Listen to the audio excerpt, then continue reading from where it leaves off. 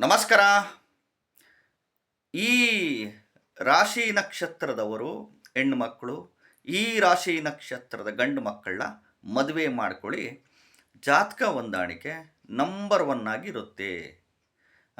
ವಿಡಿಯೋನ ಪೂರ್ತಿ ನೋಡಿ, ಎಲ್ಲೂ ಸ್ಕಿಪ್ ಮಾಡೋಕ್ಕೆ ಹೋಗ್ಬಿಡಿ. ಮೊದಲು ಹೊಸದಾಗಿ ವಿಡಿಯೋ ನೋಡ್ತಾ ಇದ್ದವರು, ಮೊದಲನೇ ಬಾರಿ ವಿಡಿಯೋ ನೋಡ್ತಾ ಇದ್ದವರು ಚಾನಲ್ ಸಬ್ಸ್ಕ್ರೈಬ್ ಮಾಡ್ಕೊಳ್ಳಿ. ವಿಡಿಯೋ ಇಷ್ಟ ಆದರೆ ಲೈಕ್ ಮಾಡಿ. ಈಗ ಹೇಳ್ತಾ ಹೋಗ್ತೀನಿ. ಈಗ ಮೇಷರಾಶಿಯವರು ನೀವಾಗಿದ್ದರೆ ಸಿಂಹ ರಾಶಿ ಅಥವಾ ಧನಸ್ಸು ರಾಶಿ ಅವ್ರನ್ನ ಮದುವೆ ಮಾಡ್ಕೊಳ್ಳಿ, ಗಂಡು ಮಕ್ಕಳಾಗಲಿ ಹೆಣ್ಮಕ್ಳಾಗಲಿ. ಇನ್ನು ವೃಷಭ ರಾಶಿನವರು ನೀವಾಗಿದ್ದರೆ ಕನ್ಯಾ ರಾಶಿಯವ್ರನ್ನ ಮದುವೆ ಮಾಡ್ಕೊಳ್ಳಿ. ಮಿಥುನ ರಾಶಿಯವರು ನೀವಾಗಿದ್ದರೆ ಕನ್ಯಾ ರಾಶಿಯ ತುಲಾ ರಾಶಿಯವ್ರನ್ನ ಮಾಡ್ಕೊಳ್ಳಿ. ಇನ್ನು ಕರ್ಕಾಟಕ ರಾಶಿ ಆಗಿದ್ದರೆ ವೃಶ್ಚಿಕ ರಾಶಿ ಅಥವಾ ಮೀನ ರಾಶಿಯವ್ರನ್ನ ಮಾಡ್ಕೊಳ್ಳಿ. ಸಿಂಹ ರಾಶಿ ಆಗಿದ್ದರೆ ಧನಸ್ಸು ರಾಶಿ ಅಥವಾ ಮೇಷ ರಾಶಿಯವ್ರನ್ನ ಮಾಡ್ಕೊಳ್ಳಿ. ಕನ್ಯಾ ರಾಶಿಯವರಾಗಿದ್ದರೆ ವೃಷಭ ರಾಶಿಯವ್ರನ್ನ ಮಾಡ್ಕೊಳ್ಳಿ. ತುಲಾ ರಾಶಿಯವರಾಗಿದ್ದರೆ ಮಿಥುನ ರಾಶಿಯವ್ರನ್ನ ಮಾಡ್ಕೊಳ್ಳಿ. ವೃಶ್ಚಿಕ ರಾಶಿಯವರಾಗಿದ್ದರೆ ಕಟಕ ರಾಶಿ ಅಥವಾ ಮೀನ ರಾಶಿಯವ್ರನ್ನ ಮಾಡ್ಕೊಳ್ಳಿ. ಧನಸ್ಸು ರಾಶಿ ಆಗಿದ್ದರೆ ಮೇಷ ರಾಶಿ ಅಥವಾ ಸಿಂಹ ರಾಶಿ ನೋಡಿ. ಮಕರ ರಾಶಿ ಆಗಿದ್ದರೆ ಮಕರ ರಾಶಿ ಅಥವಾ ಕುಂಭ ರಾಶಿ ನೋಡಿ. ಕುಂಭರಾಶಿ ಆಗಿದ್ದರೆ ಕುಂಭರಾಶಿ ಅಥವಾ ಮಕರ ರಾಶಿಯವ್ರನ್ನ ನೋಡಿ. ಇನ್ನು ಕುಂಭರಾಶಿ ಶತಭಿಷ ನಕ್ಷತ್ರದವರಾಗಿದ್ದರೆ ಧನಸ್ಸು ರಾಶಿ ಮೂಲಾ ನಕ್ಷತ್ರದವ್ರನ್ನ ನೋಡಿ. ಇನ್ನು ಮೀನ ರಾಶಿಯವರಾಗಿದ್ದರೆ ಕಟಕ ರಾಶಿ ಅಥವಾ ವೃಶ್ಚಿಕ ರಾಶಿಯವ್ರನ್ನ ನೋಡಿ. ಇದು ನಾನು ರಾಶಿ ವೈಸು ಹೇಳಿದ್ದೀನಿ. ಅದರಲ್ಲಿ ಈಗ ಸಪೋಸು ನಿಮ್ಮದು ಮೇಷ ರಾಶಿ ಅಶ್ವಿನಿ ನಕ್ಷತ್ರ ಇದ್ದರೆ ಈ ಸಿಂಹ ರಾಶಿ ಯಾವ ನಕ್ಷತ್ರದ ಮದುವೆ ಮಾಡ್ಕೊಬೇಕು. ಈಗ ಧನಸ್ಸು ರಾಶಿಯಲ್ಲಿ ಯಾವ ರಾಶಿ ನಕ್ಷತ್ರದವ್ರನ್ನ ಮಾಡಬೇಕು ಅಂತ ಜಾತಕ ನೋಡಿಕೊಂಡು ಹೇಳಬೇಕು.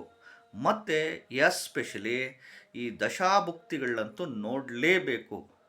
ಅರ್ಥ ಆಯ್ತಾ?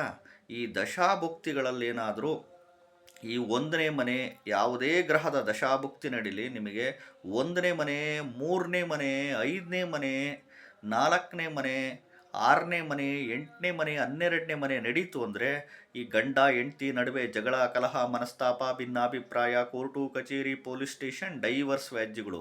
ಎಷ್ಟೋ ಕಡೆ ಗಂಡನೇ ಸತ್ತೋಗ್ಬಿಟ್ಟಿರ್ತಾನೆ, ಹೆಂಡ್ತಿನೇ ಸತ್ತೋಗ್ಬಿಟ್ಟಿರ್ತಾಳೆ. ಸೊ ಇವೆಲ್ಲ ರಿಲೇಟೆಡ್ಸ್ಗಳು ಇರುತ್ತೆ. ಅರ್ಥ ಆಯ್ತಾ? ಇಲ್ಲಿ ಅದಕ್ಕೆ ಜಾತಕ ನೋಡಿಕೊಂಡು ಕ್ಲೀನಾಗೆ ಮದುವೆ ಮಾಡ್ಕೊಳ್ಳಿ. ಯಾಕೆಂದರೆ ಇದು ಸೂಕ್ಷ್ಮ ಕಾಲ, ಎಲ್ಲರೂ ಸೆನ್ಸಿಟಿವ್, ಯಾರು ಯಾರ ಮಾತು ಕೇಳಲ್ಲ. ಇವತ್ತು ದುಡ್ಡಿನ ಕಾಲ, ಚೆನ್ನಾಗಿ ಲಕ್ಷಗಟ್ಟಲೆ ದುಡ್ಡಿರಬೇಕು, ಆಸ್ತಿಗಳಿರಬೇಕು, ಸೈಟುಗಳಿರಬೇಕು, ಮನೆಗಳಿರಬೇಕು, ಅಪಾರ್ಟ್ಮೆಂಟುಗಳಿರಬೇಕು, ಜಮೀನಿರಬೇಕು, ಕಾರುಗಳಿರಬೇಕು, 1/4 kg, ಅರ್ಧ kg, 1 kg ಬಂಗಾರ ಇರಬೇಕು.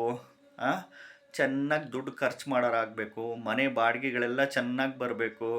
ಐಷಾರಾಮಿ ಜೀವನ ಎಕ್ಸ್ಪೆಕ್ಟ್ ಮಾಡ್ತಾರೆ. 100ಕ್ಕೆ 70% ಆಫ್ ದಿ ಪೀಪಲ್ಸ್ ತುಂಬ ರಿಚ್ ಇರಬೇಕು ಅಂತ ಕೇಳ್ತಾರೆ.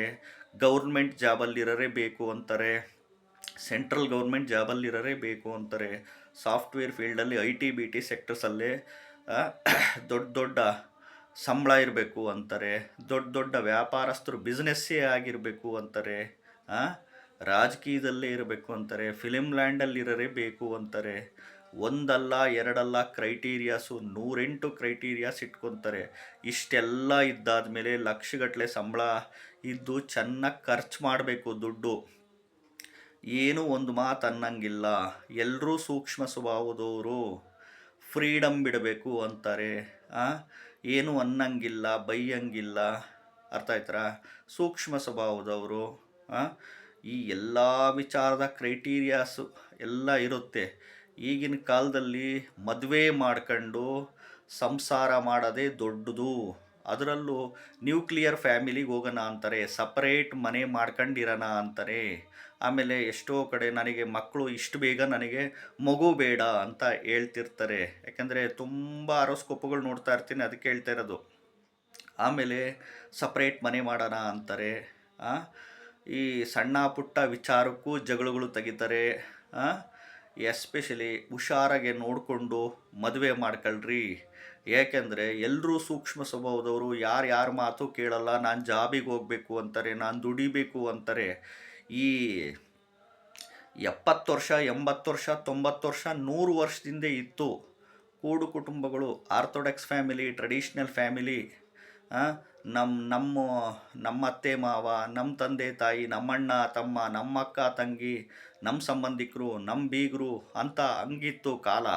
ಇವಾಗ ಈ ಕಾಲ ಇಲ್ಲ. ಎಲ್ಲರೂ ಗ್ರಾಜ್ಯುಯೇಟ್ಸು, ಎಲ್ಲರೂ ಡಬಲ್ ಗ್ರಾಜ್ಯುಯೇಟ್ಸು, ಎಲ್ಲರೂ PhD ಮಾಡ್ಕೊಂಡಿದ್ದಾರೆ, ಎಲ್ಲರೂ ವಿದ್ಯಾವಂತರು.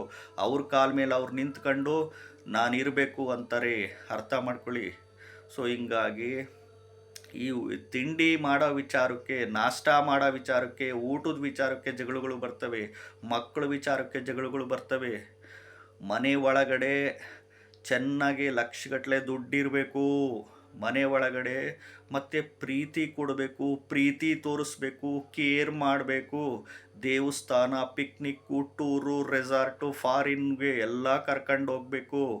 ಒಳ್ಳೊಳ್ಳೆ ಸೀರೆಗಳು ಕೊಡಿಸ್ಬೇಕು, ಒಡವೆಗಳು ಕೊಡಿಸ್ಬೇಕು. ಎಲ್ಲ ಕೊಡಿಸಿದ್ರೆ ಮಾತ್ರ ಚೆನ್ನಾಗಿರ್ತಾರೆ. ಅರ್ಥ ಮಾಡ್ಕೊಳ್ಳಿ. ಮದುವೆ ಮಾಡ್ಕೊಳ್ಳೋದು ದೊಡ್ಡದಲ್ಲ. ಮದುವೆ ಆದಮೇಲೆ ಇವತ್ತು ಯಾಕೆ ಸಂಸಾರಗಳೆಲ್ಲ ಕಿತ್ತೋಗ್ತಿದ್ದಾವೆ ಅಂದರೆ ತುಂಬ ಕಷ್ಟ. ಇದನ್ನೆಲ್ಲ ಆ್ಯಂಗಲಲ್ಲಿ ಇಟ್ಕೊಂಡು ಮದುವೆ ಮಾಡ್ಕೊಳ್ಳಿ. ಚೆನ್ನಾಗಿ ದುಡಿಬೇಕು, ಲಕ್ಷಗಟ್ಟಲೆ ಚೆನ್ನಾಗಿ ಖರ್ಚು ಮಾಡಬೇಕು, ಕೇಳಿದ್ದು ಕೊಡಿಸ್ಬೇಕು, ದೇವಸ್ಥಾನ, ಟೂರು, ಪಿಕ್ನಿಕ್ ಕರ್ಕೊಂಡು ಹೋಗ್ಬೇಕು, ಅವ್ರ ಕಡೆ ಸಪೋರ್ಟ್ ಮಾಡಬೇಕು. ಅತ್ತೆ ಮಾವನ್ನ ಚೆನ್ನಾಗಿ ನೋಡ್ಕೊಬೇಕಂತಂದರೆ ಪ್ರೀತಿಯಿಂದ ನೀವು ಅವ್ರನ್ನ ಕೇರ್ ಮಾಡಬೇಕು, ಹ್ಯಾಂಡ್ಲು ಮಾಡಬೇಕು. ಬರೀ ಕಾರು, ಬಂಗ್ಲೆ, ಆಸ್ತಿ ಇವನ್ನೆಲ್ಲ ಇದ್ದರೆ ಅಲ್ಲ. ಪ್ರೀತಿ ಬೇಕು ಅಂತಾರೆ, ನಾನು ಕೇರ್ ಮಾಡಿಲ್ಲ ಅಂತಾರೆ. ಮಗು ಇಷ್ಟು ಬೇಗ ಬೇಡ ಅಂತಾರೆ, ಒಂದು ಮಗುನೇ ಸಾಕು ಅಂತಾರೆ. ಅರ್ಥ ಮಾಡ್ಕೊಳ್ಳಿ. ಭಾಳ ತುಂಬ ಹುಷಾರಾಗೆ ಇವತ್ತು ಸಂಸಾರ ಮಾಡ್ಕೊಂಡು ಹೋಗೋದೇ ದೊಡ್ಡದಾಗ್ಬಿಟ್ಟಿದೆ. ಹಂಗಾಗಿ ಎಸ್ಪೆಷಲಿ ಮದುವೆ ಮಾಡ್ಕೊಳೋದಕ್ಕಿಂತ ಮುಂಚೆ ಜಾತಕಗಳ ಕ್ಲೀನಾಗಿ ಪರಿಶೀಲನೆ ಮಾಡಿಸ್ಕೊಂಡು ಹೋಗಿ ಎಲ್ಲಾದರೂ. ಅರ್ಥ ಮಾಡ್ಕೊಳ್ಳಿ. ಇಲ್ಲಾಂದರೆ ತುಂಬ ಇವತ್ತು 100ಕ್ಕೆ 60-70% ಬರೀ ಡೈವರ್ಸುಗಳು, ಜಗಳಗಳು, ಕಲಹಗಳು ಈ ಥರ ಇರುತ್ತೆ. ಫ್ರೀಡಮ್ ಬಿಡಬೇಕು, ನಾನು ಜಾಬಿಗೆ ಹೋಗ್ತೀನಿ ಅಂತಾರೆ.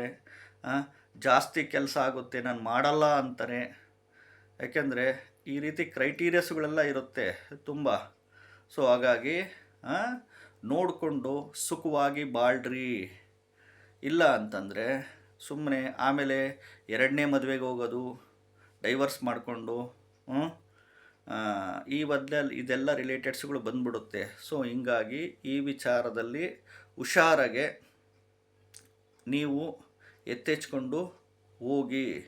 ಯಾಕೆಂದರೆ ಮದುವೆ ಆಮೇಲೆ ಪಶ್ಚಾತ್ತಾಪಗಳು ಪಡೋದಕ್ಕಿಂತ ಮದುವೆಗೆ ಮುಂಚೆ ನಿಮಗೆ ನೀವೇ ಜ್ಯೋತಿಷ್ಯಗಳಾಗ್ರಿ, ನಿಮಗೆ ನೀವೇ ದೇವರುಗಳಾಗ್ರಿ. ಏನು ಬರುತ್ತೆ ಮದುವೆ ಆದಮೇಲೆ, ಏನು ಸಮಸ್ಯೆಗಳು ಬರುತ್ತೆ, ಏನಿಲ್ಲ, ತಂದೆ ತಾಯಿಗಳು ಮಕ್ಕಳಿಗೆ ಹೇಳ್ಕೊಡಿ.